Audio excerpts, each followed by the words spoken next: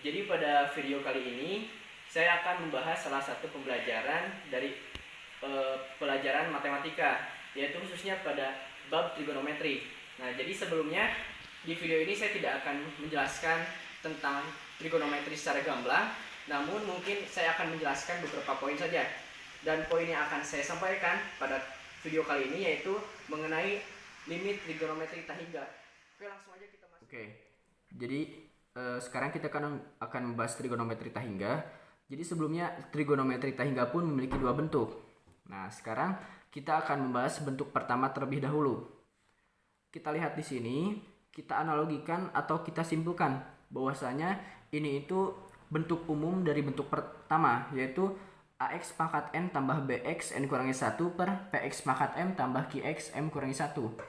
Nah, jadi pada bentuk pertama itu pun memiliki tiga aturan. Apabila pangkat N itu sama dengan pangkat M, maka kita tinggal fokus kepada koefisien, yaitu A per P. Apabila pangkat N-nya itu lebih dari pangkat M, maka hasilnya tuh akan menjadi Tahingga. Dan apabila pangkat N itu kurang dari pangkat M, maka hasilnya akan menjadi 0. Kita langsung lihat pada nomor 1, yaitu nilai lim X Tahingga 6 tambah 4X pangkat 8 per 12 tambah 8X pangkat 8. Hasilnya adalah, nah kita pertama kita lihat dulu pangkat X-nya. Pangkat X di atas sudah X pangkat 8 dan di bawah pun sudah X pangkat 8. Seperti aturan pertama tadi, apabila M itu sama dengan M, maka kita tinggal mengambil koefisiennya. Di sini koefisiennya itu 4X, kita pindahkan X per 8X. Oke, kita hilangkan X-nya jadi 4 per 8. Kita bisa sederhanakan 4 per 8 menjadi 1 per 2. Dan inilah jawaban. Oke, sekarang kita lanjut ke contoh nomor 2. Nah, di sini kan apabila mungkin kita mengoperasikan satu persatu akan membutuhkan waktu yang cukup lama. Jadi kita kembali ke aturan bentuk pertama trigonometri tadi. Kita fokus ke si pangkatnya. Pangkat di atas itu pangkat 3 dan pangkat di bawah pun sudah pangkat 3. Itu seperti aturan pertama tadi. Maka dari itu kita tinggal mengambil si koefisien dengan X-nya tadi. Yaitu berarti 4X, kita jangan lupa tulis pangkatnya 3 per 2X, kita pun tulis pangkatnya 3. Nah, kita operasikan 4X pangkat 3, kita jangan anggap X-nya jadi 4 pangkat 3 itu 64 per 2 pangkat 3 itu 8. 6 per 8 kita bisa sederhanakan menjadi 8. Sudah, selanjutnya kita maju ke contoh soal nomor 3. Nah, mungkin kita melihat bentuk soal ini, otomatis kita berpikiran ini merupakan soal rumit. Dikarenakan dari bentuk huruf dan pangkatnya saja sudah dapat membuat kita confused. Jadi jangan khawatir teman-teman. Kita bisa menggunakan aturan trigonometri Tahingga tadi. Menggunakan aturan bentuk pertama, yaitu kita lihat pangkat N dan pangkat M-nya. Nah, kita lihat pangkat di atas. Pangkat yang paling besar adalah X pangkat 8. Dan pangkat di bawah yang paling besar adalah X pangkat 6. Seperti aturan tadi, apabila N lebih dari M, maka hasilnya itu akan menjadi Tahingga. Otomatis apabila hasilnya Tahingga, mau bagaimanapun kita mengoperasikannya, hasilnya akan tetap Tahingga. Jadi ini salah satu trik mengerjakannya. Oke, sekarang kita masuk ke trigonometri Tahingga bentuk kedua. Kita bisa lihat di sini, ini itu bentuk umum dari bentuk kedua, yaitu X Tahingga AX kuadrat tambah BX tambah C dikurangi PX kuadrat tambah QX tambah R. Nah, di bentuk atau aturan kedua ini pun masih memiliki aturan, yaitu ada 3 aturan. Apabila koefisien A yaitu sama dengan koefisien P, maka rumusnya adalah B dikurangi Q per 2 akar A. Nah, sedangkan apabila koefisien A dan melebihi koefisien P, maka otomatis hasilnya akan menjadi Tahingga. Dan apabila koefisien A itu kurang dari koefisien P, maka hasilnya otomatis akan menjadi min Tahingga. Nah, jadi apa sih sebenarnya yang membedakan antara bentuk pertama dan bentuk kedua? Yang membedakan adalah apabila dalam bentuk kedua tadi kita lebih terfokus kepada pangkat X-nya. Nah, sedangkan kita sekarang terfokus pada koefisien X-nya. Nah, jadi itu yang membedakan antara bentuk pertama dan kedua.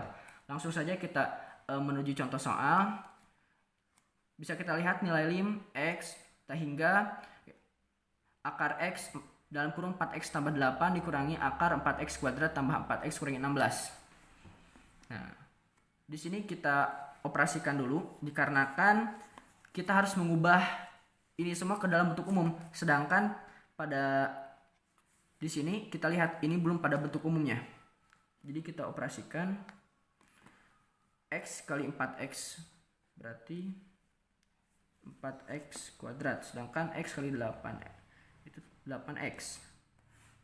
Dan dikarenakan pada bentuk umum harus ada C dan di sini tidak ada C, maka kita tinggal tambahkan 0. Oke. Dan bisa kita lihat ini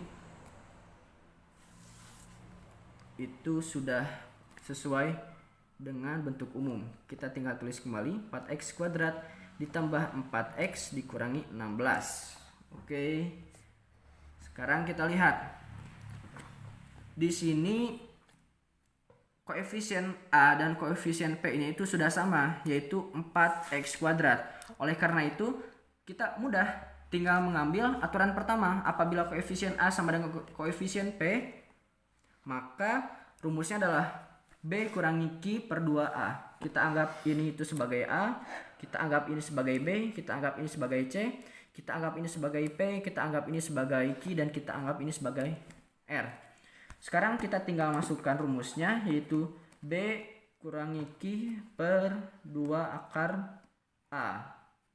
Si B-nya sendiri yaitu 8 dikurangi Q-nya itu 4 per 2. Akar 4 itu adalah kali 2, yaitu akan menjadi 8 kurangi 4, 4 per 2 kali 2, 4. Kita bisa sederhanakan 4 bagi 4 menjadi 1.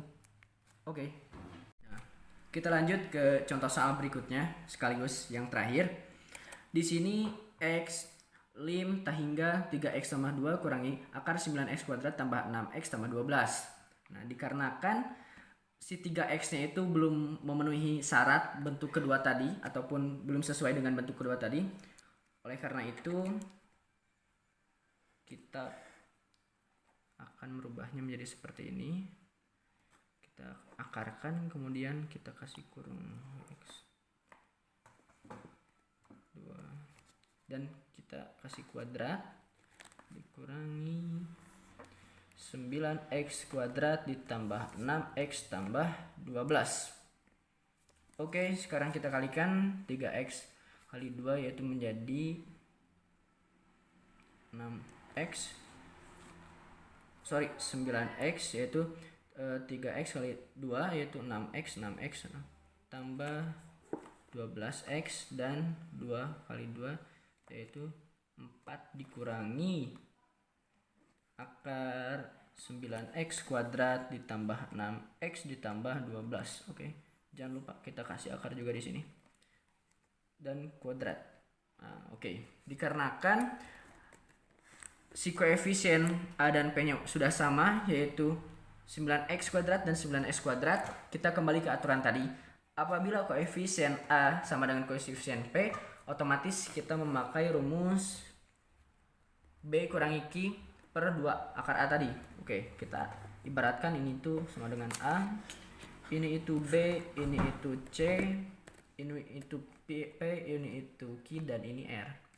Dan kita masukkan rumusnya, yaitu B kurangi Q per 2 akar A. Oke, kita masukkan B-nya 12 dikurangi Q-nya 6 per 2 akar A-nya itu 9. Akar 9.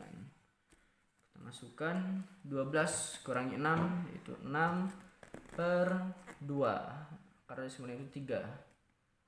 Dikali 3 yaitu hasilnya 6 per 6. Nah, kita sederhanakan 6 per 6 itu menjadi 1. Oke, selesai.